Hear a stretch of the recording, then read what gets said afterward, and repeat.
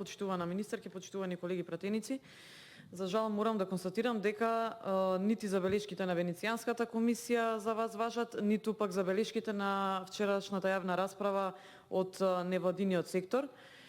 Поправете ме ако грешам, ова е амандманот кој што претходно владата го имаше одбиено, во смисол текст на амандманот кој што го предложиле невладините, кој што бил подготвен од експерти, од признати меѓународни и на вчерашната расправа вака беше посочено и тоа ќе ви кажам од кого точно, мрежа за заштита од дискриминација, кои што очекуваат да сега пратениците во собранието ја поправат грешката на владата.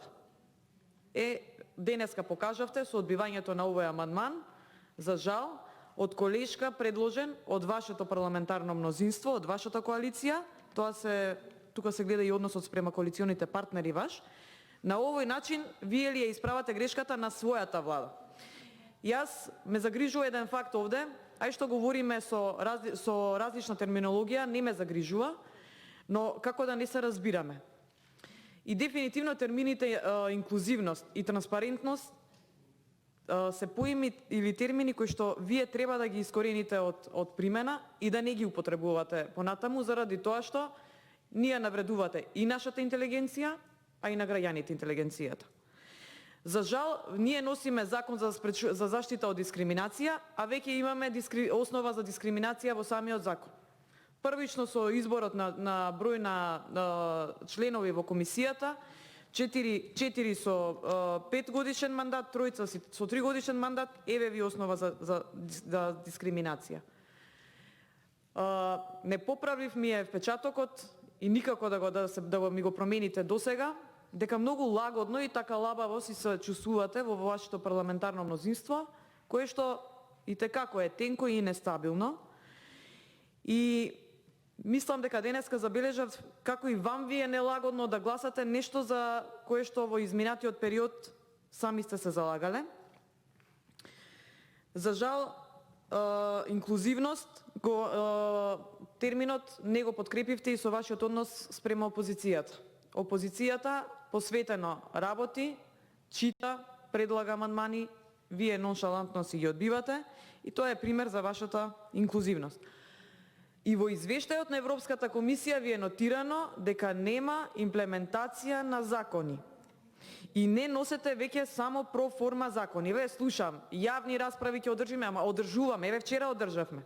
Ви ги слушнавте забелешките на невладиниот сектор и јасно ви укажаа дека немате поддршка од нив. Истите тие невладини што ги искористивте за да дојдете на власт луѓе. Прво со оскудни критериуми за изборот на кандидати во комисијата. И јас сметам дека во однос на критериумите уште фалат сликички од личностите од партиските војници што би ги ставиле и требало да ги ставите барем да не се мачиме, да знаеме за кого се работи сега. И сега вашата сериозност во однос на овој закон ја покажавте и минатиот мандат кога го изгласавте со 55 пратеници, па на Уставен суд ви падна. И уште еднаш ќе ви укажам дека невладините вчера на јавната расправа укажаа да се донесе овој закон со консензус. Консензус со ваквиот ваш игнорански однос не се гради. И уште една забелешка и до председателот на комисијата и до службите овдека во собрание. Денеска сме веќе скоро 3 часа во оваа сала, на оваа комисија, ниту има дезинфицирање на говорницата помеѓу секој говорник, а искрено и нема ни дезинфицирање на самата сала.